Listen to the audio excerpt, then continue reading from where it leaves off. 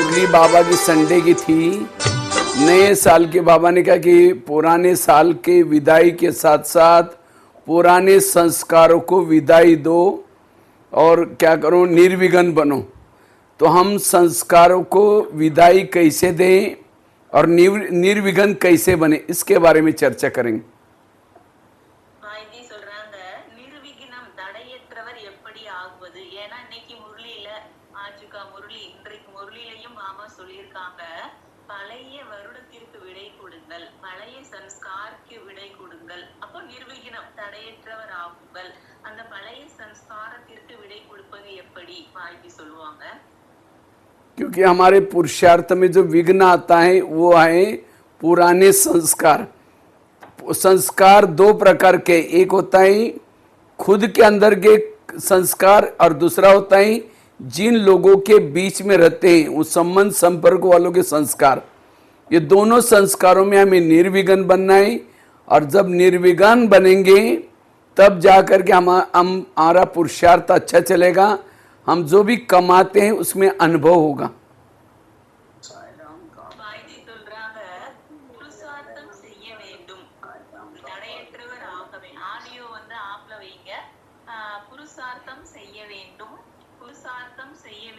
பழைய சம்ஸ்காரத்திற்கு விடை கொடுத்து விட வேண்டும், நிர்விঘ்னமாக தடையற்றவராக இருக்க வேண்டும். இதை பற்றி பாபா சொல்லியிருக்காங்க. இப்ப வாய்க்கு சொல்ல போறாங்க.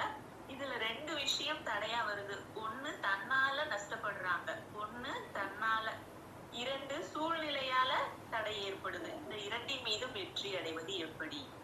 इसलिए आज हमारे पुरुषार्थ में विघ्न पड़ता है। हमारे पुराने संस्कार हमें पुरुषार्थ में विघ्न डालते हैं। इसलिए हमें पुराने संस्कारों को क्या करना, में उसका संस्कार करना अर्थात समाप्त करना। और इसलिए बाबा ने कहा कि दृढ़ संकल्प लो और इस नए साल को क्या करो, संस्कार को विदाई दो। बाबा சொல்றாங்க, திட சங்கல்பா பண்ணுங்க, திட சங்கல்பா பண்ணுங்க. சம்ஸ்கார் பாபா இனிமே பிராமண சம்ஸ்காரோடு இருப்பேன், தேவதா சம்ஸ்காரோடு இருப்பேன், பழைய சம்ஸ்காரத்தை சமாப்தி செய்வேன். இப்படி திட சங்கல்பா பண்ணுங்க. क्योंकि हम महीना 2 महीना 4 महीना अच्छा पुरुषार्थ करते हैं, अमृत वाला उठते हैं, योग अच्छा करते हैं, लेकिन अचानक उस संस्कार के वश होने से हमारी की कमाई चट हो जाते हैं और 8-10 दिन तक हम नियम मर्यादा को भी तोड़ देते हैं। हम जैसे कोई ईविल आत्मा जिसको भूत कहते हैं, जैसे भूत आत्मा जब शरीर में प्रवेश करती है वो खुद दूसरे का शरीर आंखों से देखती है, कानों से सुनते हैं, वो कंट्रोल भूत का होता है। इसी तरह जब हम कई संस्कार के वश हो जाते हैं, उस संस्कार का कंट्रोलिंग रूलिंग पावर हमारे बॉडी के ऊपर होता है।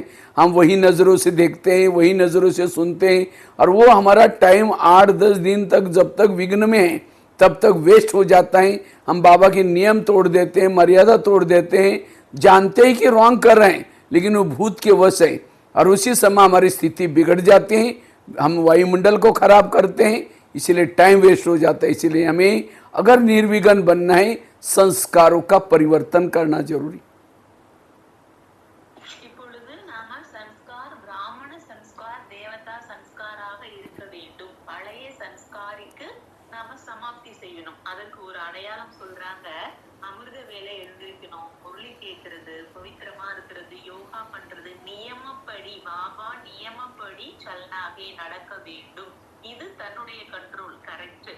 ஒருவேளை அப்படி நடக்கல, ஒரு அமிர்த வேலை யோகா அந்த மாதிரி விஷயங்கள் நியமப்படி நடக்கல, அதற்கு வாய்ப்பு என்ன சொல்றாங்கன்னா, சோல் சரீரத்துல இருந்து தன்னை கண்ட்ரோல் பண்ணுது, இது கரெக்ட். ஆனா அந்த பூதம்னு சொல்லுவோம் இல்லையா, ஈவில் சோல், அது வந்துட்டு அதனோட கண்ட்ரோல் படி நடக்க வைக்குது. அப்போ பாபா வழிப்படி நியமப்படி நடப்பது தன்னோட கண்ட்ரோல் படி கரெக்டா இருக்கிறது. அதை செய்யலைன்னா இன்னொரு சோலோட கண்ட்ரோல் படி இருக்கிறது மாதிரி. அப்போ அந்த நேரம் எப்படி இருக்கும் உடல்நிலை மனநிலை? தன்னோட கண்ட்ரோல் பாபா நியமப்படி நடந்தா எப்படி இருக்கும்? அப்போ பழைய சம்ஸ்காரத்தை சமாப்தி பண்ணணும், பிராமண देवता संस्कारத்தை தாரணை செய்ய வேண்டும்। संस्कार के वश होने से हमारे अंदर आसुरी अवगुण और आसुरी शक्तियां काम करना शुरू करते हैं और उसमें हम हार गए। जब संस्कार के वश हो गए मतलब हम हार गए। इसीलिए अब हमें बार बार हारना नहीं। जैसे अभी मम्मा का स्मृति दिन मनाया सभी ने, मम्मा एक गलती दोबारा नहीं करती थी। इसी तरह अभी भी हमें उस संस्कार को परिवर्तन करना है। संस्कार அப்படி இருக்கணும். மம்மா போல ஃபாலோ பண்ணணும். மம்மா போல ஃபாலோ பண்ணணும். மம்மா ஒரு முறை एक बार ஒரு முறை செய்த தவறை திருப்பி செய்யவே மாட்டாங்க. தவறு செய்யக்கூடாது. செய்துட்டா ஒரு முறை செய்யணும், மறுபடியும் செய்யக்கூடாது. மம்மா போல குணதாரணை संस्कार परिवर्तन செய்ய வேண்டும்। तो संस्कार जैसे मैंने कहा दो प्रकार के संस्कार है। एक तो आपस के संस्कारों में हमें निर्विघ्न बनना है। आपस में मतलब जिन लोगों के बीच में रहते हैं वो हमको तंग करेंगे, परेशान करेंगे, विघ्न डालेंगे, संकल्प विकल्प चलेंगे, कोई चुगली करेगा, कोई निंदा करेगा, कोई अब अच्छा है तो भी आपके बारे में उल्टी सुल्टी, ये एक आपस के संस्कार, इसमें भी हमें निर्विघ्न बनना है। நாம நிர்விঘ்னமாக இருக்க வேண்டும்। ஒன்னு பிராமண சம்ஸ்கார், தேவதா சம்ஸ்கார், இது ஒன்று। இரண்டாவது என்ன சொல்றாங்கன்னா, இது ஒரு குரூப்பா இருக்கிறோம், ஒரு குரூப்பா 10 பேர் கூட இருக்கீங்க, ஒரு பட்டிக்கு போயிருக்கீங்க 50 பேர் கூட இருக்கீங்க, அங்கு கூட நிர்விघ्नமாக இருக்க வேண்டும்। दूसरा होता है खुद के अंदर की कड़ा संस्कार। समझो हमें दूसरे कोई तंग नहीं करता, परेशान नहीं करता, सब बहुत अच्छा चल रहा है, लेकिन कभी कभी हमारे अंदर के काम के संस्कार जागृत होते हैं, हमारे अंदर क्रोध के संस्कार जागृत होते हैं, विकारों के संस्कार जागृत होते हैं। इससे हमारा टाइम वेस्ट हो जाता है। हम नियम मर्यादा का सौराग उल्लंघन करते हैं, उसे भी विकर्म बन जाते हैं। इसीलिए ये दोनों में हमें निर्विघ्न बनना है। एक आपस के संस्कारों में निर्विघ्न बनना है और साथ में खुद के संस्कारों में भी निर्विघ्न बनना है। இரண்டு விஷயங்கள் சொல்றாங்க। ஒன்று என்னோட சம்ஸ்கார் பிராமணனாக தேவதாவாக இருக்கணும், இன்னொன்று குரூப்ல இருந்தாலும் 50 பேர் கூட இருந்தாலும் 10 பேர் கூட இருந்தாலும் அப்பவும் சம்ஸ்கார் எப்படி இருக்கணும்னா, இந்த துக்கம் கொடுக்கறது, துக்கம் எடுக்கிறது, இந்த மாதிரி குறை பார்ப்பது, டிஸ்டர்ப் ஆகுறது, இந்த விஷயங்கள்ல இருந்து விடுபட்டு அப்பவும் संस्कार நல்லா இருக்கணும்। निर्विघ्न निर्विघ्न। तो आज हम चर्चा करेंगे केवल हम अपने खुद के अंदर जो कड़ा संस्कार है, पुराने संस्कार है, उसको कैसे परिवर्तन करना है उसके बारे में चर्चा करेंगे। आपस के संस्कारों में कैसे निर्विघ्न बनना है फिर अगले बार कभी चर्चा करेंगे। இப்பொழுது தன்னோட சம்ஸ்காரத்தை எப்படி பிராமணன் தேவதை ஆக்குவது அதை பற்றி பார்க்கலாம்। அடுத்து நெக்ஸ்ட் கிளாஸ் சொல்றாரு। आज हम चर्चा करेंगे खुद के अंदर जो संस्कार हैं, काम के संस्कार, क्रोध के संस्कार, ये खुद के संस्कारों को हम कैसे बदलना है उसके बारे में चर्चा करते। இப்ப இன்னைக்கு நாம எப்படி காமத்தின் மீது வெற்றி அடைந்து பவித்திரமாகுவது, குரோதத்தின் மீது வெற்றி அடைந்து அன்பு ஆகுவது, அன்பு ஆகுவது, அதை பற்றி தன்னோட संस्कारத்தை பற்றி பார்க்கலாம்। क्योंकि हर एक को अपना, अगर हम संस्कार के वश हो जाते हैं, संस्कार के वश होने से एक तो वायुमंडल खराब हो जाता है, हमारी की कमाई चढ़ हो जाती है। संस्कार के वश होने से हम हमारे ऊपर 1 का 1000 गुना बोझ चढ़ जाता है। हम इतना दिन जो तीव्र पुरुषार्थ कर रहे थे उसके अंदर रुकावट हो जाते हैं और हम समय पर मंजिल पर नहीं पहुंच सकेंगे। इसीलिए बाबा कहते बच्चे बार बार भूलों को नहीं करो। பாபா சொல்றாங்க சம்ஸ்காரம் பிராமண சம்ஸ்கார், தேவதா சம்ஸ்காரா இருக்குன்னா புருஷார்த்தம் நடந்து கொண்டே இருக்கும், புருஷார்த்தம் நடந்து கொண்டே இருக்கும்। சம்ஸ்கார் ரைட்டா இல்லைன்னா தடை விக்னம் ஆயிடுது। அப்ப நிர்விக்னம் ஆகணும்னா சம்ஸ்கார் கரெக்டாக இருக்க வேண்டும்। तो सबसे पहले हम अपना जीवन का एनालाइज करना है, काउंसलिंग करना है कि मेरे अंदर क्या संस्कार है। अब अपने जीवन के लाइफ में 9 साल तक हर एक को अपना लाइफ याद है, 9 साल से लेकर के ज्ञान में चलने तक आपके लाइफ में कौन से संस्कार बार बार रिपीट हुए हैं, कौन से काम का है या क्रोध का है, कौन सा संस्कार बारे में, इसको चेक करो। उसके बाद ज्ञान मिला, पता चला संगम युग है, भगवान धरती पर आया, इतना ज्ञान होने के बाद भी, मुरली सुनने के बाद भी, ईश्वरी नियमों प्रमाण चलने के बाद भी कभी कभी मैं कौन से संस्कार के वश हो जाता हूँ, वो चेक करो। तो मुझे लगता है ज्ञान के पहले वाला और अभी का ज्ञान में आने के बाद वही संस्कार है, लेकिन अब उसका रूप थोड़ा बदल गया, और ये है मेरी बीमारी, ये है मेरा संस्कार, और उसको मुझे परिवर्तन करना है।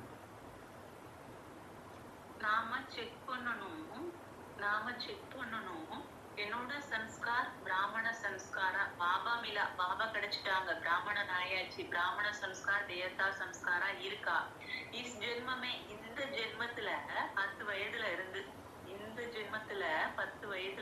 என்னோட சன்ஸ்கார் எப்படி இருக்கு பாபா கிடைச்சதுக்கு அப்புறம் எப்படி இருக்கு நான் இப்போ மாறிட்டேன் கரெக்டா இருக்கேன் அப்படி இருக்குமா இல்ல அந்த 10 வயசுல இருந்து ஒரே ஒரு பழக்கம் இருக்கு அது மட்டும் கொஞ்சம் கண்டினியூ ஆயிட்டே இருக்கு அப்படி செக் பண்ண வேண்டும்।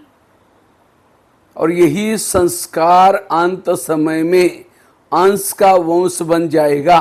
इसीलिए बाबा बार बार ऐसे मुरलियों के बीच में कहते बच्चे संस्कार परिवर्तन करो।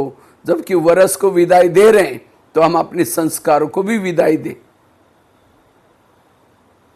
பாபா சொல்றாங்க உங்களோட சன்ஸ்கார் எப்படி இருக்கு பாருங்க சன்ஸ்காரத்தை நெகட்டிவை வீணான சன்ஸ்காரத்தை சமாப்தி செய்ய வேண்டும் ஏன்னா சன்ஸ்காரம் தான் தடை ஏற்படுத்துது அப்ப சன்ஸ்காரத்தை ரைட்டா மாத்திரணும் அம்சம் வம்சமாகும் தடை விகிதமாக வேண்டும்। ஆடியோ ஆஃப் பண்ணுங்க। जबकि हम कहते हैं बाबा मेरा संसार है, तो ये मेरे संस्कार कहाँ से आए? बाबा आज की मुरली में था, जब हम बाबा को कहते हैं बाबा ही मेरा संसार है, तो मेरे पुराने संस्कार, ये संस्कार कहाँ से आए? इसीलिए अब हमें अपने संस्कार को परिवर्तन करना जरूरी। தன்னுடைய சன்ஸ்காரத்தை பரிவர்த்தனை செய்ய வேண்டும் சன்ஸ்காரத்தை மாற்றம் செய்ய வேண்டும் சன்ஸ்கார் பிராமணனாக தேவதையாக இருக்க வேண்டும் நிர்விघ्नமாக पुरुषार्थम செய்ய முடியும்। कई बाबा के कई बच्चे क्या करते हैं, जब पर्सनली बाबा के रूम में जाकर के नए साल में 18 जनवरी में बाबा को पर्सनली रूहरुआन करते, क्या बोलते हैं, बाबा अब टेंशन में नहीं आना, जब विनाश हो जाएगा, विनाश चालू हो जाएगा चारों तरफ से, मेरे संस्कार अपने आप बदल जाएंगे, इसलिए आप टेंशन में नहीं आना, मैं बदल जाऊंगा। बाबा சொல்றாங்க बाकी दूसरी बात कई बाबा के बच्चे क्या करते हैं, बाबा के सामने जाकर के नए साल में या रक्षाबंधन के समय या कोई विशेष त्योहार के समय बाबा के सामने वायदा करते, बाबा अब टेंशन में नहीं आना, मेरे संस्कार जब विनाश चारों तरफ हो जाएगा, वैराग चालू हो जाएगा, मेरा संस्कार अपने आप बदलेंगे, इसलिए आप टेंशन में नहीं आना। बाबा कहते नहीं बच्चे, बहुत समय का अभ्यास चाहिए, नहीं तो ये संस्कार अंत में अंश के वंश बन जाएगी, इसलिए अभी से बदलो। பாபா சொல்றாங்களா நியூ இயருக்கு பாபாட்ட போறோம் சிவராத்திரிக்கு பாபாட்ட போறோம் பாபா இந்த சன்ஸ்காரத்தை நான் மாத்திக்கிறேன் பதிலே இந்த சன்ஸ்காரத்தை நான் மாத்திக்கிறேன் பாபா இனிமே நான் இப்படி செய்யறேன் அப்படி பாபாட்ட அர்ப்பணம் பண்றோம்। பாபா சொல்றாங்க பகுத் கால் பிராக்டிஸ் நீண்ட கால பயிற்சி இருக்கணும் ஒரு நிமிஷத்துல நான் எப்படி தேவதை ஆயிடுறேன் பாபா அப்படி இல்ல 90 வருடம் ஆயிடுச்சு இல்லையா அப்போ பாபா எப்படிலாம் நமக்கு டைம் கொடுக்குறாங்க நாம நீண்ட கால பிராக்டிஸ் பகுத் கால் அபியாஸ் நீண்ட கால பயிற்சி வேண்டும் செகண்ட்ல மாத்திக்கிறேன் பாபா அப்படி இல்ல பாபாட்ட உறுதி கொடுக்கணும் மாத்திக்கணும் பயிற்சி வேண்டும்। इसलिए क्योंकि अंतिम समय जब आत्माएं शरीर छोड़ेगी, परम धाम नहीं जाएगी, तो अंतिम समय क्या हो जाएगा, आत्माएं वायुमंडल में भटकती जाएगी। अब उस समय उन आत्माओं के अंदर, क्योंकि अंत में जब बाबा गेट खोलेगा तब सारी आत्माएं जाएगी, तो बीच बीच में आत्माएं शरीर छोड़ेगी, जब वायुमंडल में भटकते रहेंगी, उनके अंदर समझो काम विकार का संकल्प आया उन आत्माओं में, उनको तो अपना खुद का शरीर है ही नहीं, तो जिनके शरीर हैं उनके अंदर प्रवेश करेगी। बाबा कहते हैं अंत में एक एक आत्मा में 5-5, 10-10, 25-25 आत्माएं प्रवेश करेगी, और विकारों का फोर्स और बढ़ेगा, विकारों का फोर्स इतना बढ़ेगा, कंट्रोल करना बड़ा मुश्किल हो जाएगा।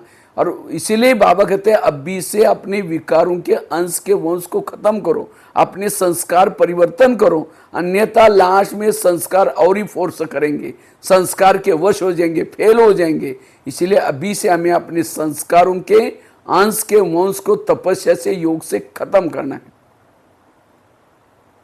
வைத்தி சொல்றாங்க, இப்போ நாம அந்த பவித்திர சன்ஸ்கார் பிராமண சன்ஸ்காரை கொண்டு வரணும், நிர்விघ्नमा இருக்கணும். समय का अभ्यास अभी चाहिए। इसलिए अभी से हम चेक करना है कि मेरे अंदर किस प्रकार के संस्कार हैं जो मेरे जीवन में अभी भी बार बार रिपीट हो रहे हैं। और इसीलिए बाबा ने कहा कि इस वर्ष में क्या करो, अपने संस्कारों को विदाई दो, तब आपका पुरुषार्थ निर्विघ्न चलेगा। क्योंकि जिसके पुरुषार्थ में विघ्न है वो आत्मचिंतन परमात्मा चिंतन नहीं कर सकता, उसके चेहरे में खुशी नहीं होगी, वो दूसरों को भी नहीं सुना सकता, सेवा भी नहीं कर सकता। क्योंकि खुद जो रो रहे हैं विघ्नों में, वो दूसरे की आंखों के आंसू कैसे पोंछेगा। इसीलिए अभी मुझे पहले निर्विघ्न बनना है। निर्विघ्न वाला ही देवता बन सकता है, दुआएं दे सकता है, दूसरे के विघ्नों को काट सकता है। देवता बनना मतलब दूसरों को देना। कौन दे सकता है? जो खुद निर्विघ्न है। इसीलिए मुझे खुद निर्विघ्न बनना है। ஃபர்ஸ்ட் தன்னோட சம்ஸ்காரத்தின் மீது வெற்றி அடைய வேண்டும். நாம பிராமண சம்ஸ்கார் தேவதா சம்ஸ்காரத்தை கொண்டு வரணும், நிர்விঘ்னமா இருக்கணும், புருஷார்த்தம் பண்ணணும், பகுத்கால அபியாஸ் நீண்ட கால பயிற்சி இருக்கணும், ஆத்மா பரமாத்மா சிந்தனை அப்பதான் பண்ண முடியும்.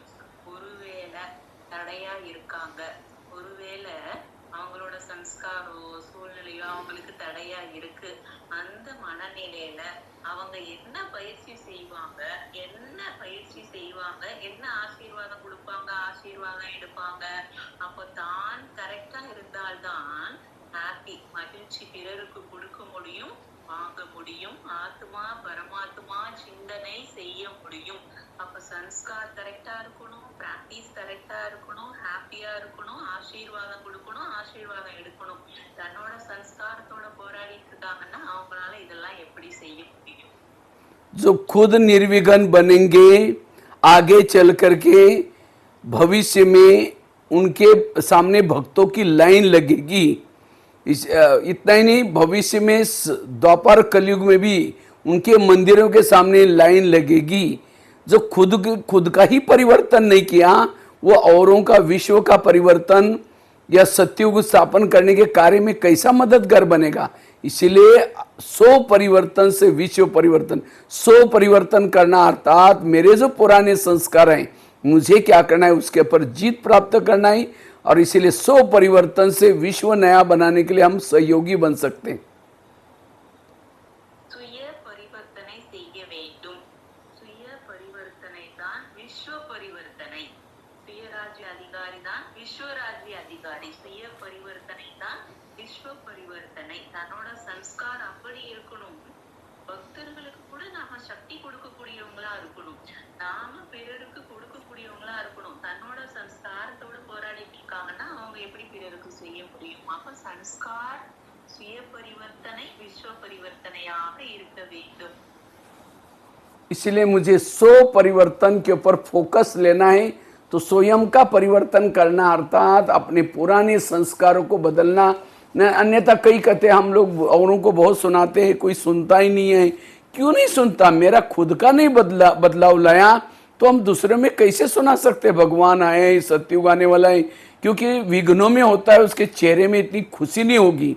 इसीलिए बाबा कहते हैं बच्चे अपने चाल और चलन से सेवा करो। आगे चल करके ब्राह्मणों का चेहरा सेवा का साधन बनेगा। लेकिन कौन सा चेहरा? जो निर्विघ्न है, जो सदा खुश है।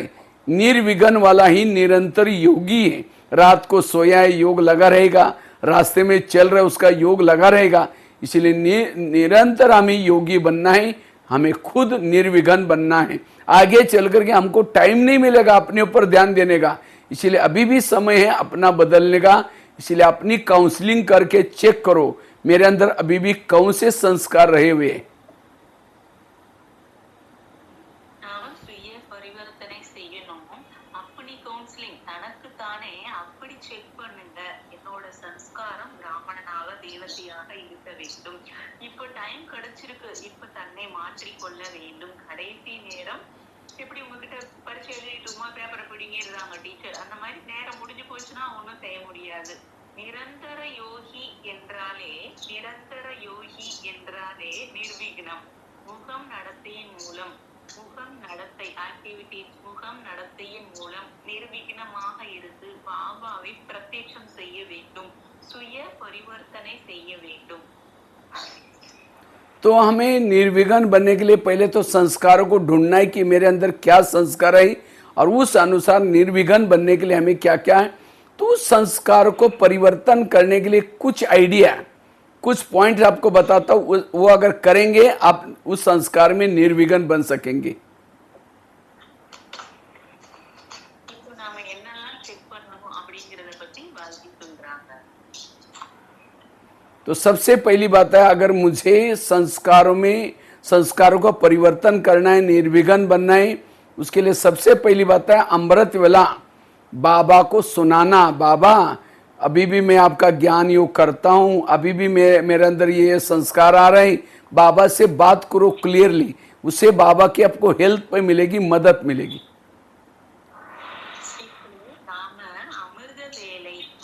सबसे पहला पॉइंट है, पहला पॉइंट நமக்கு செக் பண்றதுக்காக ஃபர்ஸ்ட் பாயிண்ட் அமிர்த வேலை பாபா கிட்ட சொல்லணும். பாபா நான் இதெல்லாம் செய்யணும், நான் இப்படி இருக்கணும், என்னோட சன்ஸ்கார் இப்படி இருக்கணும், என்னோட புருஷார்த்தம் இப்படி இருக்கணும், முகம் நடத்தையின் மூலம் பாபாவை பிரத்யட்சம் பண்ணணும், அமிர்த வேலை பாபா கிட்ட சொல்லணும். இது ஃபர்ஸ்ட் பாயிண்ட். जैसे डॉक्टर वार्ड में चक्कर लगाता है और हर वार्ड में डॉक्टर जाने का टाइम अलग अलग होता है, और उस समय जब डॉक्टर चक्कर लगा रहा है पेशेंट उठ करके बैठता है, अपनी बीमारी सुनाता है। अगर वो डॉक्टर चक्कर लगा रहा है पेशेंट सोया पड़ा रहेगा, उसका इलाज ही नहीं होगा। इसी तरह ये दुनिया भी एक बहुत बड़ा हॉस्पिटल है, और इस हॉस्पिटल में 4 वार्ड बने, America ward, Africa ward, Europe ward, Asia ward. हम सब रहते हैं एशिया वार्ड में। तो बाबा का यहाँ आने का टाइम है 2 बजे से 5 बजे तक। जिस समय बाबा चक्कर लगा रहे हैं अमृत वेला हमें उठ करके बैठना, और केवल बैठना नहीं, अब कोई पेशेंट उठ करके बैठा है डॉक्टर से बात ही नहीं कर रहे हैं तो भी इलाज नहीं होगा। तो डॉक्टर जैसे पेशेंट डॉक्टर को सुनाता है, डॉक्टर जी मैंने आपकी दवाई खाई तो भी 2 बार उल्टी हुआ, ऐसा हुआ, ये हुआ। तो इसी तरह हमें भी बाबा, मैंने कल अमृत वेला भी उठा था, शुद्ध भोजन भी खाया था, तो भी ये संस्कार के मुझे संकल्प चली, मेरी दृष्टि उड़ती गई, मेरे आंखों, मुझे इंद्रियों ने धोखा दे। जो जो कुछ होता है बाबा को सुनाओ, तो बाबा क्या करेगा, इसका इलाज आपको देगा। பாபா சொல்றாங்க, அதாவது பாய்ஜி சொல்றாங்க, எப்படி டாக்டர் இருக்காங்கன்னா ஒவ்வொரு வார்டுக்கும் செக்கிங் வர்றாரு, ரவுண்ட் வர்றாரு. எப்படி டாக்டர் இருக்காங்க செக்கிங் வர்றாங்க, ஒவ்வொரு வார்டுக்கும் ரவுண்ட் வர்றாங்க. அந்த நேரம் ஒவ்வொரு பேஷண்ட்டும் எனக்கு இப்படி செய்யுது, எனக்கு இப்படி செய்யுதுன்னு அவங்களோட விஷயங்களை சொல்லிடுறாங்க. அப்ப அவங்களுக்கு என்னென்ன கிடைக்கணுமோ அந்த மெடிசன் கிடைக்கப்படுது. அதே போல Baba doctor, supreme doctor, Baba அமிர்த வேலா ரவுண்ட்ஸ் வராங்க, செக் பண்றாங்க. அப்ப பாபா கிட்ட பாபா என்னோட சுய பரிவர்த்தன், சன்ஸ்கார் பரிவர்த்தன், நிர்விக்னமா இருக்கணும், புதுசார்த்தம் பண்ணணும் என்ன சொல்லிடுறோம், பாபா நமக்கு மெடிசன் கொடுக்குறாங்க. जैसे डॉक्टर को जब पेशेंट बताता है, डॉक्टर जी मुझे ऐसा हुआ, ये हुआ, और क्या हुआ, सारा निकालता है। फिर डॉक्टर क्या करता है, ऑफिस में जाता है और वहाँ से कोई नर्स को या कंपाउंडर को भेज देता है और कहता है फलाने वार्ड में ये पेशेंट है, इसकी ये दवाई दे देना करके किसी नर्स को या कंपाउंडर को भेज देता है। इसी तरह अमृत वेला भी हम भी बाबा को सुनाएंगे, बाबा मेरे अंदर ये संस्कार आ रहे हैं, ये विकार आ रहे हैं।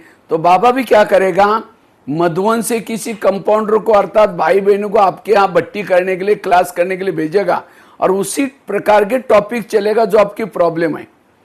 चाहे कोई भाई बहने आएगा, चाहे आपको चेन्नई से आएंगे जोन के तरफ से, या कोई आपकी वहाँ की सेंटर की बहन भी आपको सुनाएंगी, या फिर हो सकता है मधुवन में से मुरली जो चलेगी, मुरली दूसरी दिन वो चलेगी जो आपकी प्रॉब्लम्स हैं, आपका सॉल्यूशन, आपकी दवाई मिल जाएगी। लेकिन बाबा को सुनाना पड़ेगा तब उसकी दवाई मिलेगी। यह है पहली युक्ति। फर्स्ट ஃபர்ஸ்ட் பாயிண்ட் செக் பண்ண சொல்றாங்க. ஃபர்ஸ்ட் பாயிண்ட் செக் பண்ண சொல்றாங்க. அமிர்தவேல டாக்டர் சுப்ரீம் டாக்டர் பாபா கிட்ட, பாபா நான் சுய பரிவர்த்தனை பண்ணணும், சுய பரிவர்த்தனை சன்ஸ்கார் இப்படி இருக்கணும், நான் முகம் நடத்தின் மூலமா பாபாவை பிரத்யட்ச பண்ணணும், இதெல்லாம் சொல்லிடுறோம். பாபா மெடிசன் முரளி மூலமா கொடுக்குறாங்க. பாபா மெடிசன் முரளி மூலமா கொடுக்குறாங்க. வட்டி நடக்குது, யாராவது ஒருத்தவங்களை நிமித்தமாக்கி அங்க அனுப்பிச்சு வச்சு அவங்க மூலமா வட்டி கிளாஸ்ல யோகால நமக்கு மெடிசன் கொடுத்துடுறாங்க பாபா. அப்போ மெடிசன் கிடைக்கிறது டாக்டர் பாபா கொடுக்குறாங்க. அமிர்த வேலை பாபா கிட்ட சொல்லி வாங்கிடணும். तो कई कई भाई बहन क्या समझते हैं, बाबा को तो पता चल गया होता, बाबा तो भगवान है ना, बाबा को बताने की क्या जरूरत है। कोई भी पेशेंट के सामने जब डॉक्टर आता है तो डॉक्टर को पेशेंट पूछता है आपको क्या क्या हुआ, उस समय पेशेंट थोड़ी बोलता आपको पता नहीं मेरे को क्या हुआ, आप डॉक्टर किस लिए बने। भले डॉक्टर ने स्टडी की है, डॉक्टर सब जानता है, लेकिन तो भी डॉक्टर को बताना पड़ता है। इसी तरह बाबा भले भगवान है, लेकिन तो भी बाबा को हमें अपने दिल से सुनाना है। और जब बाबा को सुनाएंगे, बाबा क्या करेगा, इसका इलाज आपको मुरली के माध्यम से देगा। इसलिए अमृत वेला बाबा को सुनाना, यह है पहला इलाज। அமிர்த வேலை பாபா கிட்ட நாம விஷயத்தை சொல்லிடணும். அமிர்த வேலை பாபாட்ட விஷயம் சொல்லிடணும். பாபா இது இது வேணும், இப்படி வேணும் அப்படின்னு நாம சொல்லிடணும். நாம சொல்றதுனால நமக்கு என்ன கிடைக்கும், நமக்கு இப்படி நாம சொல்றதுனால பாபா மெடிசன் முரளி மூலமா கொடுக்குறாங்க, நிமித்தமானவங்க மூலமா கொடுக்குறாங்க. அப்படி நாம பாபா கிட்ட இப்படி விஷயம் சுய பரிவர்த்தனை முக நடத்தை மூலம் பாபாவை பிரத்யட்சம் செய்யணும், சன்ஸ்கார் இப்படி இருக்கணும், இதெல்லாம் என்ன வேணுமோ பாபாட்ட சொல்லி வாங்கிக்கணும். மாதாஜி குரூப்ல இருக்கிறவங்க ஆடியோ ஆஃப் பண்ணுங்க. तो कई कई बोलते हैं बाबा, तो इसलिए बाबा को सुनाना। बाबा कई बार मुरली में एक लाइन बोलता है कि बच्चे अपनी बीमारी को सर्जन को क्या करो, सच सच सुनाओ। तो बाबा को क्या करो, सच सच सुनाओ, बाबा से छिपाओ नहीं, तो उस संस्कार का हमको इलाज मिलेगा। या कई मुरली के द्वारा दवाई मिलेगी, या टचिंग के द्वारा बाबा की दवाई मिलेगी जरूर। इसलिए बाबा को सुनाना यह है पहली युक्ति। பாபா கிட்ட நாம சொல்லணும். சொல்ல சொல்லதான் நமக்கு என்ன கிடைக்கும்னா, பாபா கிட்ட இருந்து மெடிசன் பொருளை மூலமாக நிமித்தமானவங்க மூலமாக வழியே யார் மூலமாக காட்டுது, ஆனா கவர் பண்ண மாட்டேங்குது, இப்ப காட்டவே மாட்டேங்குது. மாதாஜி ஆடியோ ஆஃப் பண்ணுங்க அந்த ப்ளீஸ். வாங்கினது வந்து சரியில்லை. மாதாஜி பாபா சொல்றாங்க, பாபா கிட்ட நாம அப்படி சொல்லணும். நாம என்ன சொல்றோமோ அதற்கான மெடிசன் கொடுக்கக்கூடியவர் பாபா. दूसरी युक्ति है, अगर मुझे संस्कार का परिवर्तन करना है तो मुरलियों से स्टडी करना। क्योंकि मुझे लगता है बाबा की जो मुरलियाँ चली है आज तक, चाहे साकार मुरलियाँ चाहे अव्यक्त मुरलियाँ, 69 से लेकर के 2016 तक मुरलियाँ चले, 17 तक की चली है। तो हर विकारों के बारे में 10-10, 20-20 मुरलियाँ चली हैं। काम विकार के बारे में चले, क्रोध के बारे में चले, सहन शक्ति के बारे में चले, गुस्सा, हर विकार के बारे में। तो हमें क्या करना है, मेरे अंदर कौन सा संस्कार है, उसी प्रकार की अव्यक्त मुरलियों की मुरली को हमें पढ़ना है। और जो बाबा ने युक्तियाँ दी उसको क्या करना, हमें प्रैक्टिकल में लाना है, संस्कार परिवर्तन होगा। मुरलियों की स्टडी करना நாம முரளியை ஸ்டடி பண்ணணும். दूसरी युक्ति है, दूसरा पॉइंट। இது வந்து ரெண்டாவது பாயிண்ட். செகண்ட் பாயிண்ட், ஃபர்ஸ்ட் அமிர்த வேலை பாபா கிட்ட சொல்லி மெடிசன் வாங்கிடுறோம். ஃபர்ஸ்ட் அமிர்த வேலை பாபா கிட்ட சொல்லி டாக்டர் பாபாட்ட சொல்லி மெடிசன் வாங்கிடுறோம். ரெண்டாவது நாம முரளியை ஸ்டடி பண்ணணும், பாபா கொடுக்கக்கூடிய முரளியை படிக்க வேண்டும். இது இரண்டாவது செக்கிங்.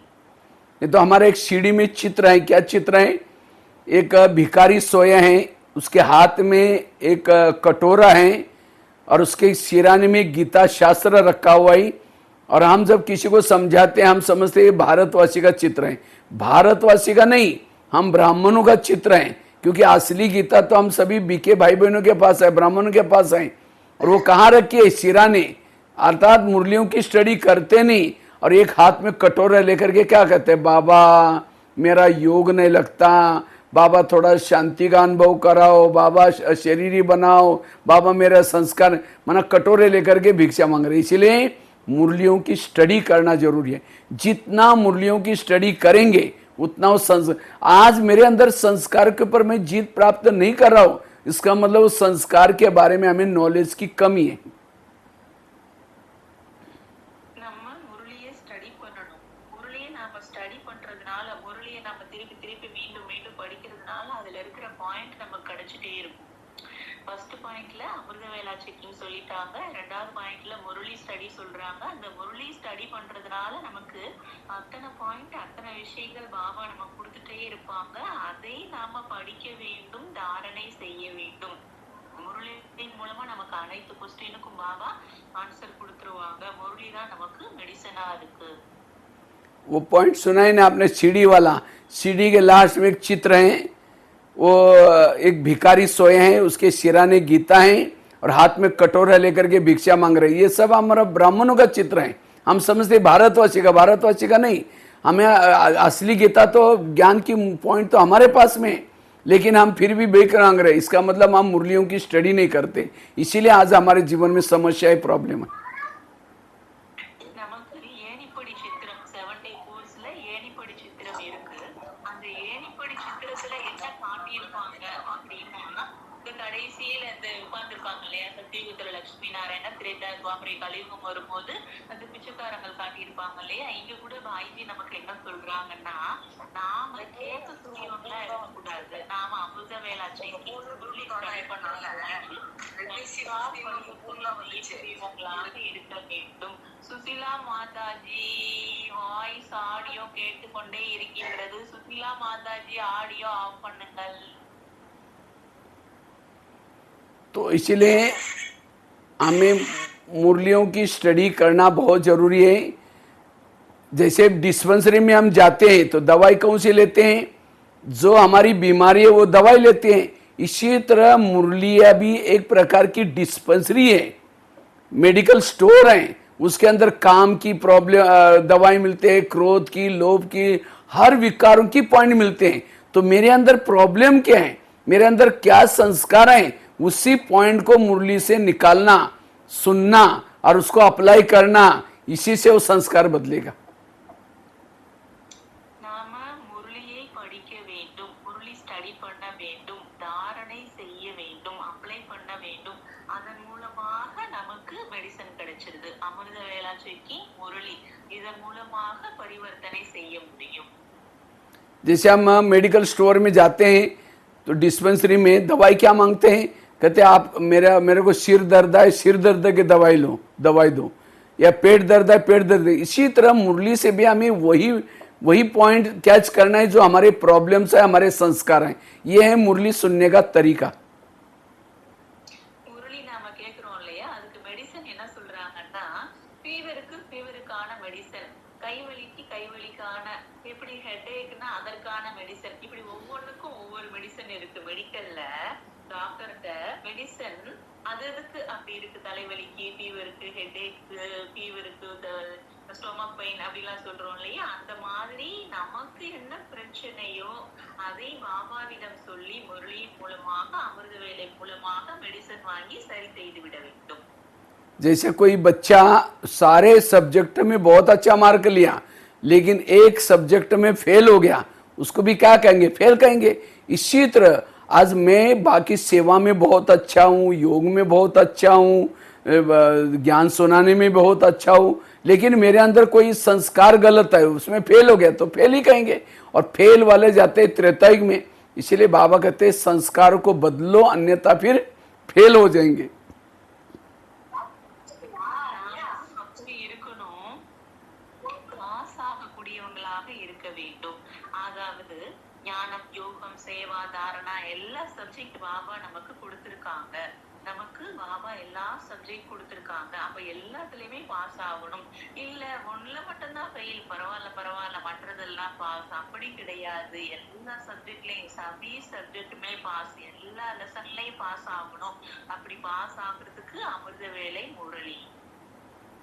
इसलिए और मुझे लगता है भगवान वाच्य, शिव बाबा के वाच्य श्रीमत केवल संगम युग में मिलता है, बाकी कोई भी युग में भगवान वाच्य शास्त्र लिखे बाबा ने बैठ करके नहीं लिखे, लेकिन जिन्होंने संगम युग में सुना था उन्होंने विचार सागर मंथन करके लिखा हुआ है। तो सारे शास्त्र ग्रंथ ये भगवान वाच्य नहीं, भगवान वाच्य केवल रोज की मुरली है, और यही मुरली हमें संगम युग में मिलते हैं। तो कोशिश करके हमें मुरलियों से स्टडी करनी है।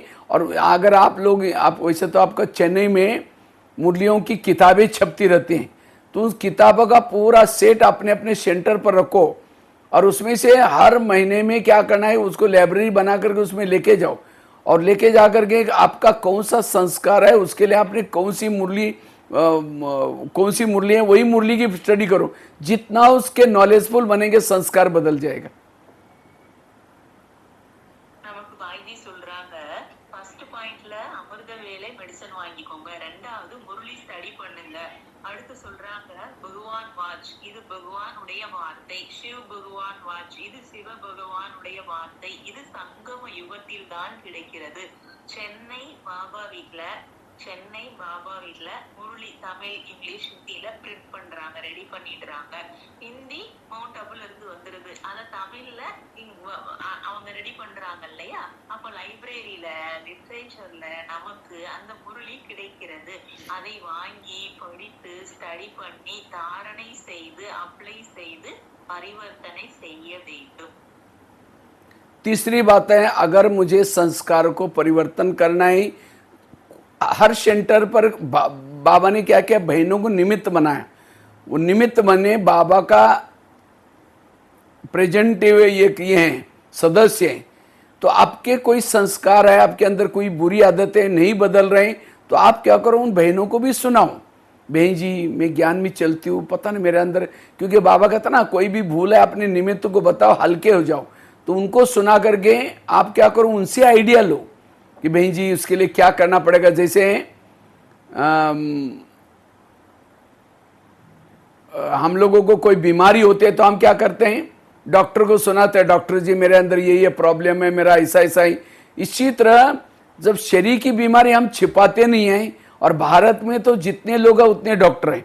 भारत में तो कोई भी, किसी को खांसी आती है, किसी को भी सुना मुझे खांसी आ रहे हैं, कोई कहेगा काढ़ा पी लो, कोई कहेगा इलायची का ये दाना मुंह में डालो, कोई कहेगा तो मिश्री डालो। और भारत में जितने लोग, किसी की आइडिया तो काम आएगी। हाँ, कोई कहेगा शहद पी लो, शहद का ये करो। तो इसी तरह आज स्थूल बीमारी हम छिपाते नहीं हैं, तो ये विकारों की संस्कारों की बीमारी क्यों छिपाएं। तो बहनों को बता करके, बहन जी या जो भी पुराने भाई जी है, या कभी मधुबन में जब आते हैं इतने महारथी से मिलते हैं, हमें और कुछ पूछने के बजाय मेरे अंदर का संस्कार क्या है और उन्होंने उसके ऊपर जीत कैसे प्राप्त किया, उनकी आइडिया यूज करो।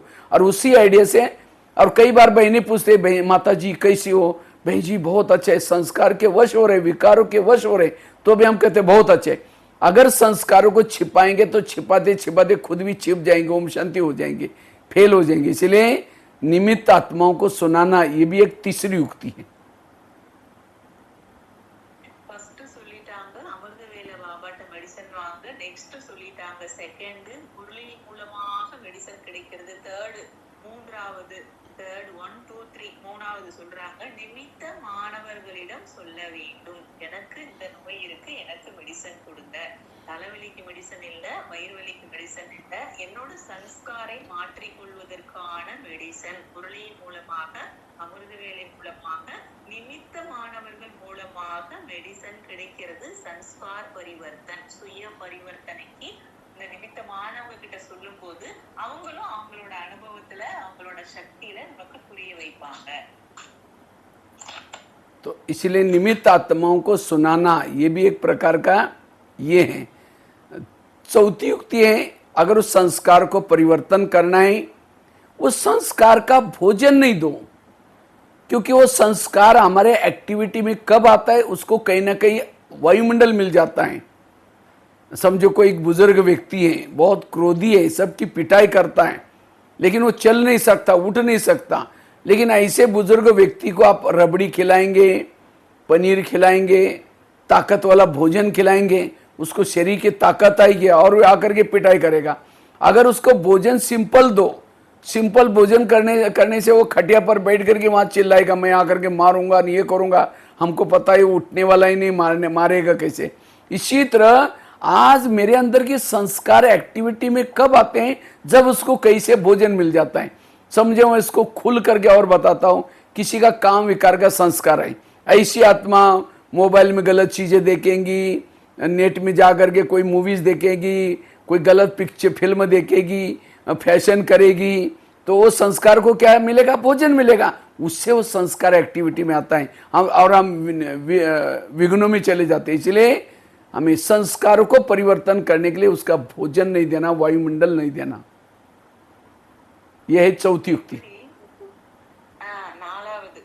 நாலாவது சொல்றாங்க, நாம இப்போ பவித்திரமா இருக்கணும், பவித்திரதா யோகா அப்படி இருக்கணும். நல்லதே பாருங்க, நல்லதே கேளுங்க, நல்லதே பேசுங்க, நல்லதே நினைங்க அப்படிலாம் சொல்லுவோம் இல்லையா? அப்போ அதற்காக நான் என்ன ஃபுட் எடுத்துக்கிறேன், அதாவது ஃபுட்டுனா உணவு மட்டும் கிடையாது, உங்களோட ஆக்டிவிட்டிஸ், பிள்ளை செயல்பாடுகள், சூழ்நிலைகள், யார் கூட கனெக்ஷன்ல இருக்கிறோம், எல்லாமே கரெக்டா இருக்கணும். ஒருவேளை யாருக்கு அந்த பியூரிட்டி சன்ஸ்கார் இல்ல, அவங்க மொபைல்ல நெகட்டிவ் சீன் பாக்குறாங்க, நெகட்டிவ் சாங் பாக்குறாங்க, அப்ப என்ன வேணுமோ அதற்கான சீனை அவங்க எடுத்துக்கிறாங்க. அப்போ நான் என்னோட சன்ஸ்கார் நல்லா இருக்கிறதுக்கு என்னெல்லாம் வேணும், எண்ணம், வார்த்தை, செயல், அமிர்த வேலை, முரளி, சன்ஸ்கார் நிமித்தமானவங்க, இந்த மாதிரி நல்ல நல்ல விஷயங்களை கொடுத்து சன்ஸ்கார் மாற்றம் செய்ய வேண்டும். எப்படி நெகட்டிவ் பர்சன் நெகட்டிவ் மொபைல்ல பாக்குறாங்க, நாம பாசிட்டிவ் பர்சன் ஆயிட்டு பிராமணன் ஆயிட்டு பாசிட்டிव பார்க்க வேண்டும்। वैसे तो बाबा ने विकार जिद बनने के लिए हमारे लिए कितने नियम, कितने कायदे कानून बनाए हैं। बच्चे नॉवेल्स नहीं पढ़ो, बच्चे फिल्म ना देखो, बच्चे फैशन नहीं करो, कितने सारे नियम बनाए हैं। लेकिन आजकल माया तो कहती है, अच्छा तुम्हारे बाबा ने तो इतना अच्छा नियम बनाया, कोई बात नहीं। हाँ, क्योंकि हम फिल्म थिएटर में बैज पहन के जाएंगे तो लोग क्या कहेंगे, अरे ओम शांति वाले तुम लोग फिल्म देखने के लिए आए। माया कहते कोई बात नहीं, मैं माया अपडेट हो गई है। माया कहते तुमको आने की जरूरत नहीं, मैं खुद ही तुम्हारे जेब में आती हूँ। आज का हर एक का जेब फिल्म थिएटर बना हुआ है। हाँ, वो तो एक फिल्म देखते थे, आजकल मोबाइल में हर भाषा की फिल्म मिलेंगी। कितनी गंदगी है। और ऐसा नहीं कि हमें मोबाइल को यूज नहीं करना, मोबाइल नहीं यूज करेंगे तो मुरली नहीं मिलेगी। हमारा बिजनेस भी उसी में है, बैंक भी उसी में है, मुरली भी उसी में है, टिकट भी उसी में बनते हैं, सब कुछ आजकल मोबाइल है। तो इसलिए इस मोबाइल के चक्रव्यूह से बचना, सावधान होकर के उसको यूज करना। कहीं से उसको भोजन मिलेगा, विकार जागृत हो जाएंगे। மொபைல் பத்தி சொல்றாங்க, எப்படி பாருங்க, negative person, negative song, negative film, negative novels அப்படி இருப்பாங்க. அப்படி பவித்திரதா பியூரிட்டி இருக்கணும் அப்படின்னா நாம எல்லா விஷயங்களையும், மொபைல் இல்ல, எல்லா விஷயங்களையும், ஃபுட்டு பாபா ஃபுட்டா இருக்கணும், ஃபுட்டு பிரம்மா பூஜன், ட்ரெஸ் பாபா ட்ரெஸ், பேட்ஜ் போட்டுக்கிறோம், இப்படி கரெக்டா இருக்கணும். பியூரிட்டி, பவித்திரதா, யோகா எல்லாம் கரெக்டா இருக்கணும். யாரு பேட்ஜ் போட்டிருக்காங்க, ஆனா பிளேம் பாக்குறாங்க, ஆனா கடையில சாப்பிடுறாங்க, அப்ப பாக்குறவங்க என்ன சொல்லுவாங்க, இந்த செய்யறவங்களோட ஆக்டிவிட்டிஸ் எப்படி இருக்கும், அப்படி எல்லாம் இருக்கக்கூடாது. பாபா பவித்திரதா பியூரிட்டிக்காக நியமங்கள் கொடுத்திருக்காங்க, அதைத்தான் தாரணை செய்ய வேண்டும்। जैसे कोई किसी को खांसी है, वो हॉस्पिटल में जाता है तो डॉक्टर उसको दवाई देता है, कहता है देखो ये दवाई खाना, लेकिन साथ में दही, इमली, खट्टी चीज़ें मत खाना। और पेशेंट क्या कर रहा है, दही भी खा रहा है और दवाई भी खा रहे हैं। हाँ, तो उसे असर पर नहीं पड़ेगा, बीमारी और भी बढ़ती जाएंगी, खांसी बढ़ती जाएगी। इसी तरह हमें भी विकार पर जीत प्राप्त करने के लिए बाबा ने कई हमको दवाई, मतलब रोज की मुरली सुनना, नियम प्रमाण दवाई दी, लेकिन साथ में नॉवेल्स नहीं देखना, मूवी नहीं देखना। ये अगर वो भी हम परहेज नहीं करेंगे तो फिर हमारे अंदर संस्कार जागृत हो जाएंगे। इसीलिए हमें सावधानी से रहना है। उस संस्कार पर जीत प्राप्त करने के लिए उस संस्कार का भोजन, आज कई बार हम इससे पहले फेल हो गए, कई बार असफल हुए, माया आई, संस्कार आया, क्यों आया, हमने क्या देखा था, तो उस देखने के ऊपर संयम रखना, उन चीज़ों का भोजन नहीं देना, तब जाकर के संस्कार परिवर्तन हो जाएंगे। நாம சுய பரிவர்த்தனை பண்ணணும். அந்த சுய பரிவர்த்தனைக்கு ஒண்ணு அமுத வேலை சொல்லிட்டாங்க, ரெண்டு நாம முரளி அந்த விஷயங்கள்ல கவனம் கொடுக்கணும், மூன்றாவது நிமித்தமான சொல்லணும், மூணாவது பவித்திரதா.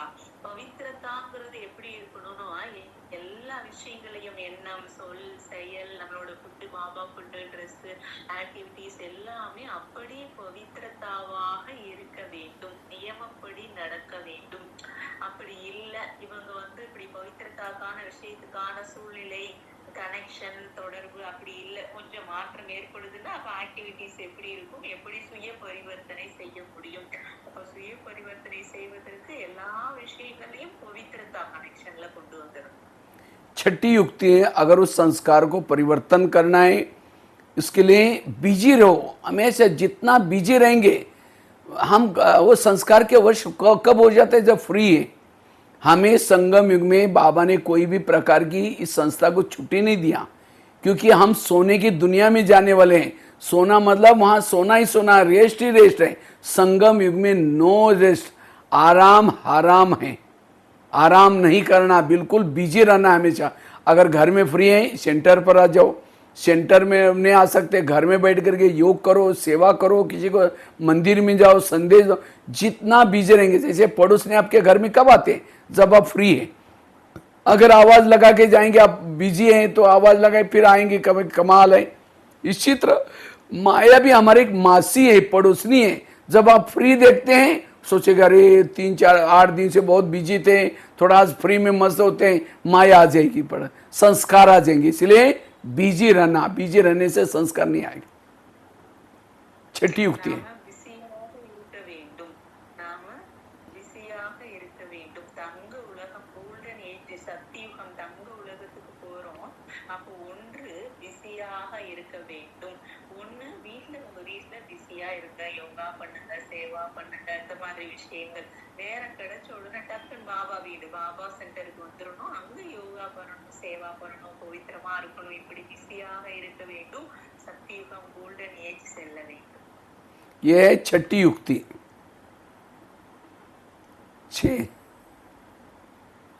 सातवीं युक्ति है, अगर मुझे संस्कार को परिवर्तन करना है उसके लिए आत्म अभिमानी स्थिति की तपस्या। जितना हम आत्म अभिमानी स्थिति में रहेंगे, अशरीरी स्थिति में रहेंगे, विधेयी अवस्था में रहेंगे, वो संस्कार नहीं आएंगे। क्योंकि अशरीरी विधेयी स्थिति में रहने से हमें अतीन्द्रिय सुख मिलता है। आज जिसको ऑलरेडी अतीन्द्रिय सुख मिल रहे हैं वो कभी भी संस्कार के वश नहीं। हम संस्कार के वश क्यों होते हैं? क्योंकि आत्मा को सुख चाहिए, चाहे आत्मिक स्थिति का सुख लो, चाहे विकारों का क्षणिक सुख लो। इसलिए हमेशा जैसे कोई भी घर में भूत रहता है, भूत कब रहता है? जब अंधेरा होता है। इसी तरह ये संस्कार का भूत भी हमारे अंदर कब आता है? जब आत्मा की लाइट कम हो जाते हैं। इसलिए हमेशा मैं आत्मा हूं, बाबा रोज कहते बच्चे इस शरीर में आत्मा की लाइट जला कर रखो, कभी भी पुराना संस्कार आपके ऊपर अटैक नहीं करेगा। भाई जी, हाँ जी, भाई जी, हाँ जी। वेला फर्स्ट मुरली पहला बताया अमृत वाला, दूसरा बताया मुरली की स्टडी, तीसरा बताया निमित्त आत्मा को बताना, चौथा बताया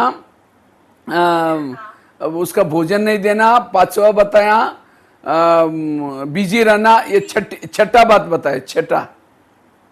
छठा है बिजी रहना। आत्म संस्कार छठा बताया आत्म अभिमानी स्थिति में रहना, ये छठा है।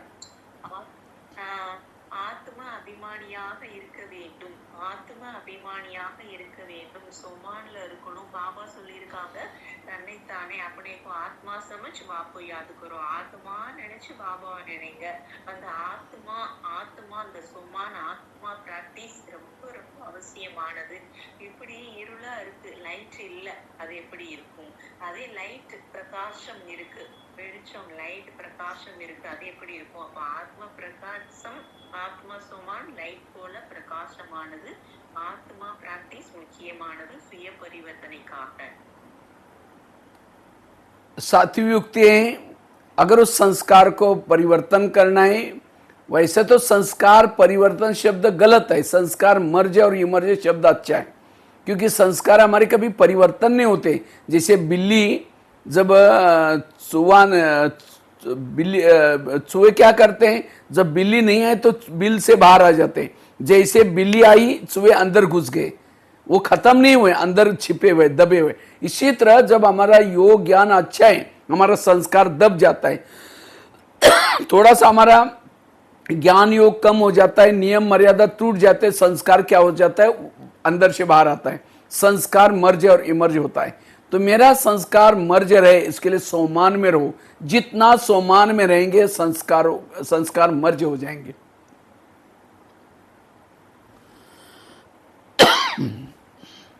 நாம சோமான்ல இருக்கணும். சோமான் மாஸ்டர் சர்வசக்திவான், பவித்ர ஆத்மா, தேவி குல மகான் ஆத்மா, சோமான் பிராக்டிஸ் இருக்கணும். பாபாவுடைய நியமப்படி நடக்கணும்னு.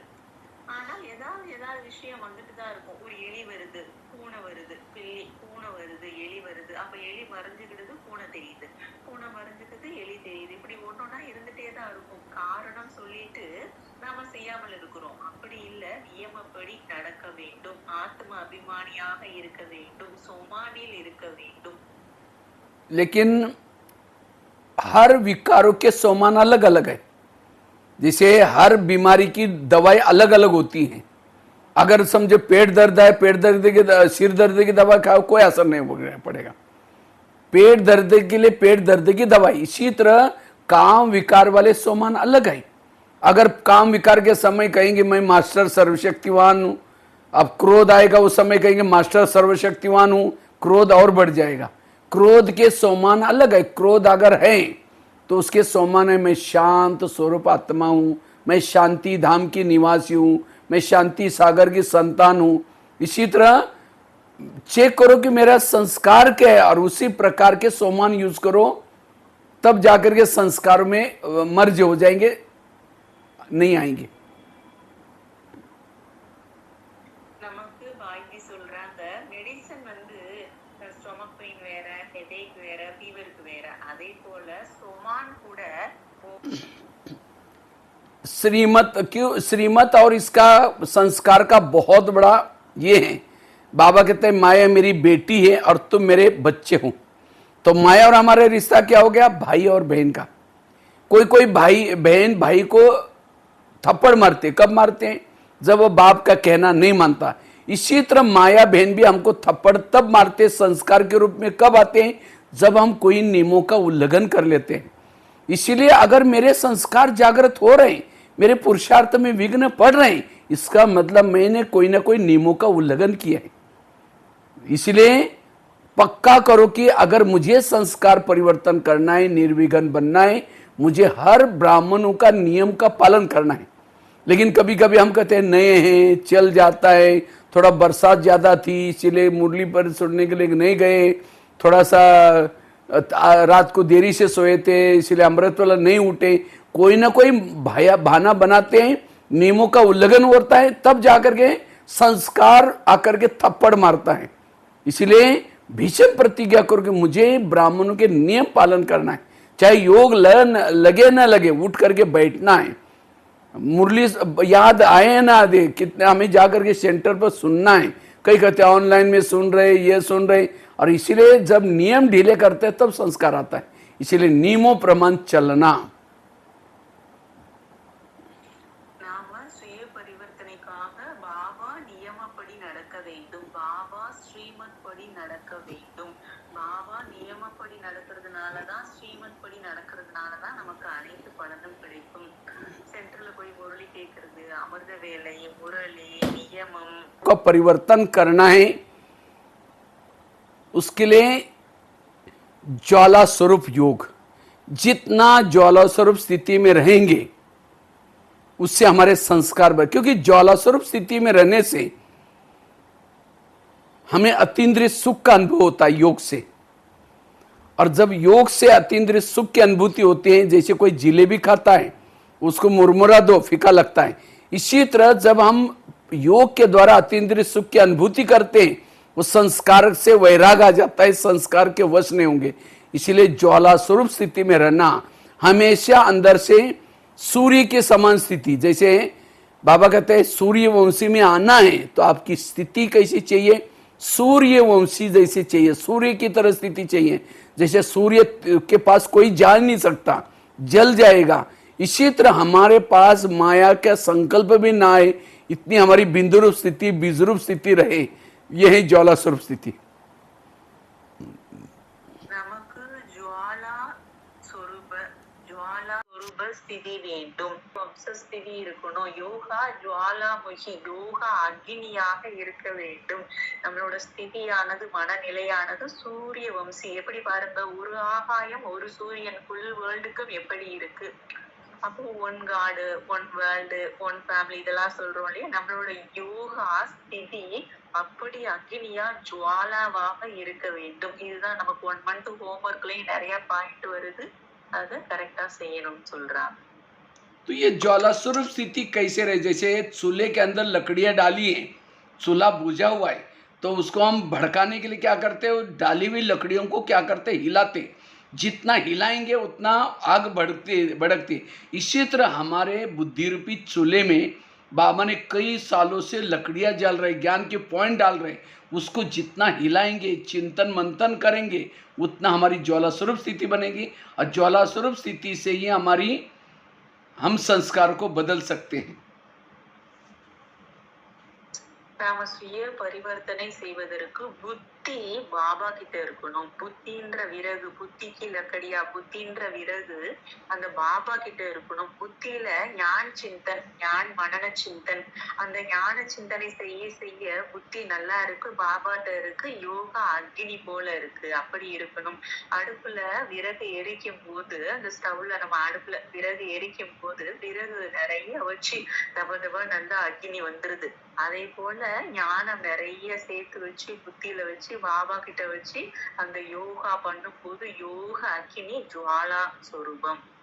और नवयुक्ति है, अगर उस संस्कार को परिवर्तन करना है, संस्कार को अंदर एंट्री देने के लिए कौन जिम्मेवार है, आंखें, कान, मुख, मन, बुद्धि, जो आत्मा के सहयोगी साथी हैं, हमारे घर में रहने वाले हैं, वो संस्कार के वश हो जाते हैं और तब जाकर के आत्मा तक वो संस्कार पहुंच जाता है। इसलिए हमें रोज अपने स्वराज्य अधिकारी का चार्ट चेक करना है, इंद्रियों का चार्ट चेक करना है। और जहाँ से हमने समझो मोबाइल देखा, कहाँ से देखा, आंखों से, तो आंखों को सजा देना, मन ने सोचा उसको सजा देना, बुद्धि ने ये किया उसको सजा देना। जो इंद्रियों जीत है वो संस्कार को परिवर्तन कर सकता है। अगर संस्कार मेरे पर अटैक करते, मतलब मेरे साथ में आत्मा के साथ जो सिक्योरिटी गार्ड है वो सोए पड़े, और जब सिक्योरिटी में प्रॉब्लम है, इसीलिए ब्रह्मा बाबा रोज अपना दरबार लगाते थे। जितना आप रोज दरबार लगाएंगे, हर इंद्रियों को एक्टिव करेंगे, तब संस्कार बदलेंगे। ब्रह्म बाबा कर्मेंद्रिय दरबार பண்ணாங்க.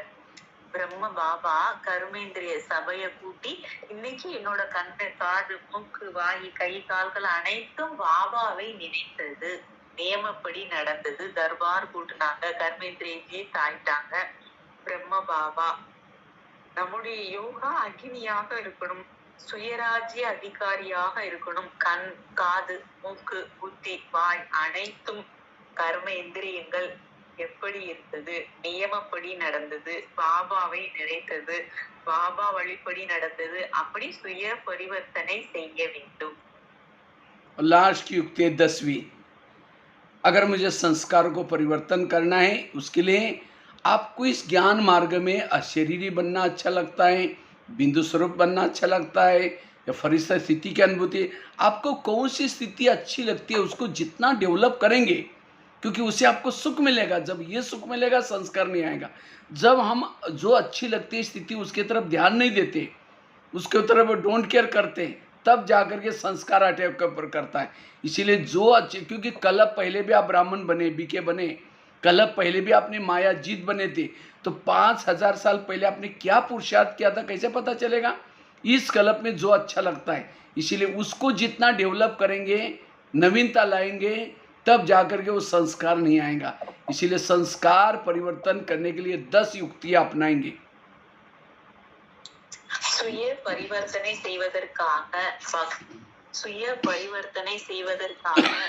10 யுக்தி 3 யுக்திகள் சொல்றாங்க. ஃபர்ஸ்ட் வந்து அமிர்த வேலை, பாபா கிட்ட மெடிசன் வாங்கிடணும். 2வது வந்து முரளி ஸ்டடி பண்ணணும்.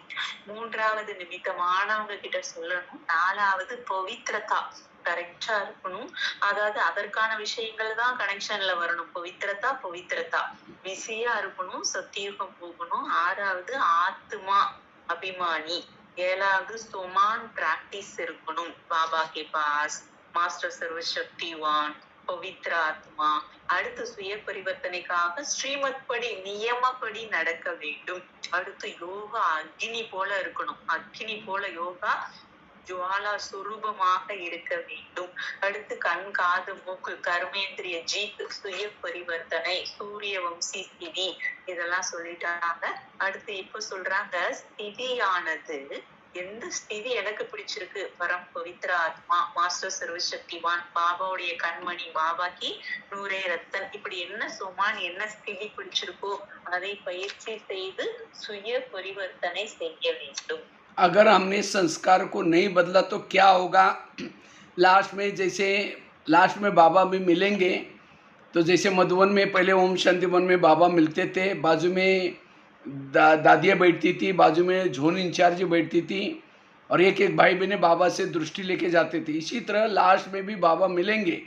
एक साइड पर हमने ब्राह्मण बन करके क्या क्या गलती की, कौन से संस्कार के वश हो गए, वो सारे फोटो और वीडियो वहाँ चलेंगे। और दूसरे साइड पर बाबा ने हमको बीके बनने के लिए क्यों चुना था, उसके वीडियो स्क्रीन पर चलेंगे। और बाबा दिखाएगा ये किसने, तुमने किया या किसी और ने किया। उस समय हमारा चेहरा नीचे होगा। फिर बाबा कहेगा मैं तुमको कितना मुरली में कहा कि संस्कार बदलो बदलो, तुमने नहीं बदला, ये तुम्हारा जो मिलने वाला था सतयुग का पाठ ये कैंसिल हो गया, इसे ऐसे दास दासी बन जाओ। तो कितना पश्चाताप करना पड़ेगा। जैसे बच्चों का रिजल्ट आता है तो बच्चे को याद आता है मैं कैसे खेल कूद करता था, टाइम वेस्ट करता था। तो कई तो बच्चे सुसाइड करते हैं, कई बच्चे रोते हैं। इसी तरह लास्ट में भी बाहर वाले तो रोएंगे, बाबा नहीं मिला, पड़ोस में रहते थे, ब्रह्मा कुमारी में नहीं गया, लेकिन बाबा के बच्चे भी रोएंगे, अरे मैंने थोड़े से संस्कार के कारण मेरा पद गया, इतनी सजा मिली। इसीलिए अब हमें संस्कार को बदलना है। इसीलिए बाबा ने खास कहा संस्कार परिवर्तन करने का दृढ़ संकल्प लो, तब निर्विघ्न बनेंगे। மாயி சொல்றாங்க எப்படி பாருங்க, சுய பரிவர்த்தனைக்காக நிறைய பாயிண்ட் சொல்றாங்க. சுய பரிவர்த்தனை, விஸ்வ பரிவர்த்தனை. சுயராஜ்ய அதிகாரி தான் விஸ்வராஜ்ய அதிகாரி. இது பாபா மிலன்ல லைன்ல நிக்கிறோம். பாபா திருஷ்டி கொடுக்குறாங்க, டோலி கொடுக்குறாங்க, பாபா மிலன்ல லைன்ல நிக்கிறோம். அப்போ லாஸ்ட் பாபா மிலன் பண்றோம், பாபா மீட் பண்றோம், பாபா திருஷ்டி கொடுக்குறாங்க. அப்போ நான் பிராமணன் ஆகிட்டு என்னென்ன யோகா சேவா சன்ஸ்கார் இருந்தது அந்த வீடியோ ஒரு பக்கம் ஓடும், பாபா கிட்ட திருஷ்டி வாங்கிட்டு இருப்பேன்.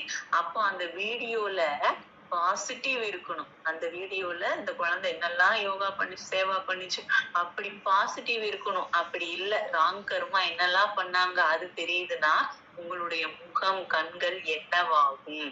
அப்போ பாபா கிட்ட மிலன்ல இருக்கிறோம், பாபா வீட்ல இருக்கிறோம், திருஷ்டி கொடுக்குறாங்க, வீடியோ ஓடுது, பாசிட்டிவா இருக்கணும், பாபாவை பிரத்யட்சம் செய்ய வேண்டும், அப்படி பாபா கிட்ட பாஸ் ஆகணும். एक लास्ट में एक बात सुना करके मैं पूरा करता हूँ। जैसे महाभारत में दिखाते हैं पांडव बड़े हो गए, कौरव बड़े हो गए। अब सबको लगता है इसमें से राजा किसको बनाया जाए, राजकुमार। तो सब कहते योग्य उसको राजा कुमार बनाया जाए। कहते योग्य कौन है, तो अचानक एक सभा बिठाई, पांडव कौरव में से योग्य को उसको चुनने के लिए, और 4 लोगों को पकड़ करके लाया। उन चारों के काले कपड़े से गले बांधे थे। और सभा में जब लाया कौरव पांडव के, तो कहा कि इसमें से चारों ने मिलकर के एक व्यक्ति का मर्डर किया। तो दुर्योधन को पूछा तुम राजकुमार बनोगे, तुम क्या सजा दोगे। तो कहता है मर्डर क्या है, चारों के गले चाट दो। तो यही क्वेश्चन युधिष्ठिर को पूछा, तुम जब राजकुमार बनोगे तुम्हारे सामने ऐसी केस आएगी, उनको क्या सजा दोगे। वो कहता है इनकी मैं एक वर्ण पूछना चाहता हूँ, जाति पूछना चाहता हूँ। तो शकुनी मामा उठ करके कहता है जाति से क्या मतलब है, माना उसको लगता है मेरे भांजे ने जो बोला सही बोला। तो सब कहते पूछा तो कुछ राज होगा। आगे फिर बाद में सुनाऊँ। பாய்ஜி சொல்றாங்க, ஒரு கதை சொல்றாங்க. மகாபாரதத்துல ஸ்ரீ கிருஷ்ணர் என்ன பண்ணுவாருன்னா, தர்மர்கிட்ட, துரியோதனர்கிட்ட எல்லார்கிட்டையும் ஒரு கொஸ்டின் கேட்பாரு, ஒரு கேள்வி கேட்பாரு. ராஜகுமாரன் ஆயிட்டா, ராஜ்யம் கிடைச்சிட்டா, நீ தவறு செய்தவர்களுக்கு என்ன தண்டனை கொடுப்பாய் அப்படின்னு கேட்பாங்க. அப்ப துரியோதனன் என்ன சொல்லுவான்னா, நான் தப்பு செஞ்சாங்கன்னா தண்டனை கொடுப்பேன் அப்படிதானே பேசுவாங்க மக்கள். நிறைய பேர் பாத்தீங்கன்னா அப்படி டக்குன்னு சொல்லிடுவாங்க.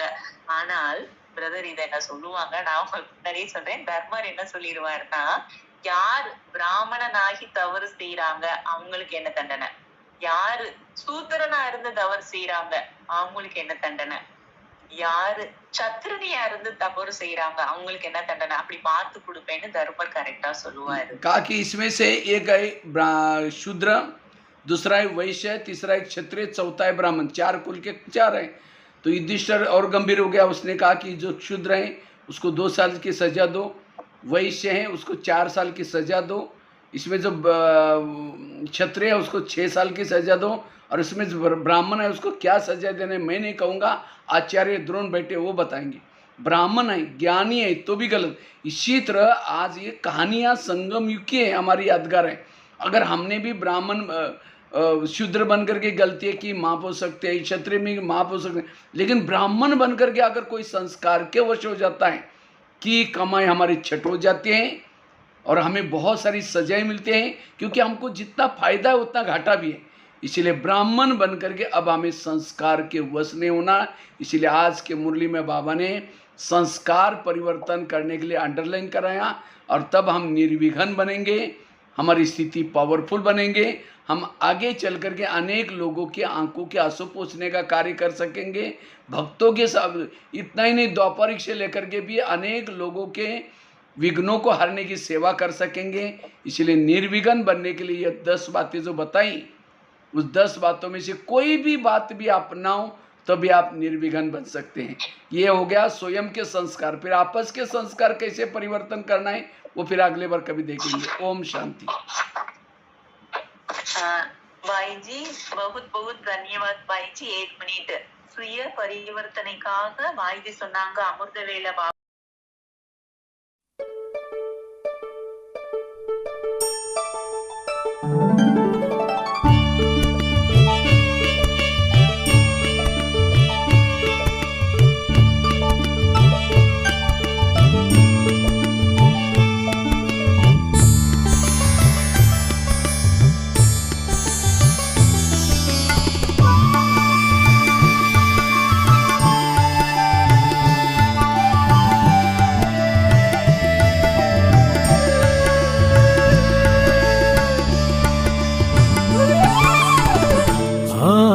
ஆத்மதரிசனம் உன் சுயதரிசனம், ஆத்மதரிசனம் உன் சுயதரிசனம், ஆத்ம ஜோதியினாலே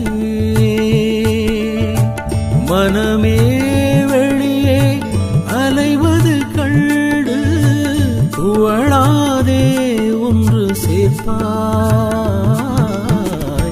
ஆத்மதரிசனம் உன் சுயதரிசனம், ஆத்மதரிசனம் உன் சுயதரிசனம்.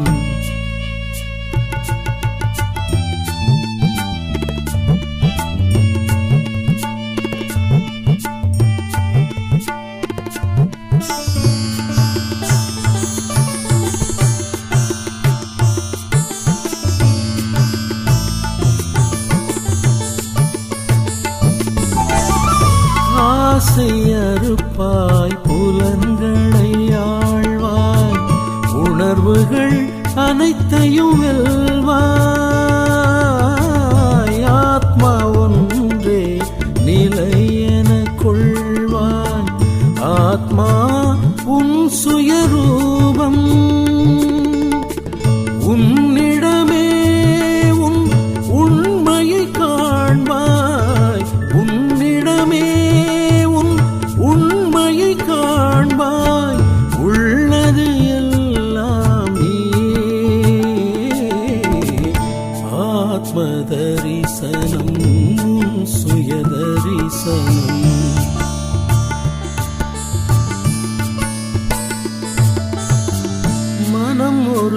புரவி நீ அதன் சாரதி உடல் மனம் இரண்டும் குதிரை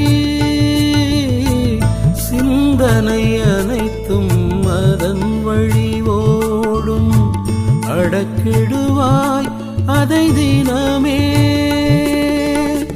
நீயே மனத்தை ஆண்டிட வேண்டும் நீயே மனத்தை ஆண்டிட வேண்டும் நிதர்சனம் இதுவே கொள்வாய் ஆத்ம தரிசனம் உன் சுய தரிசனம் ஆத்ம ஜோதியினாலே மனமே வெளியே அலைவது கண்டு புகழாதே ஒன்று சேர்ப்பாய் ஆத்ம தரிசனம் உன் சுய தரிசனம் ஆத்ம தரிசனம் உன் சுய தரிசனம்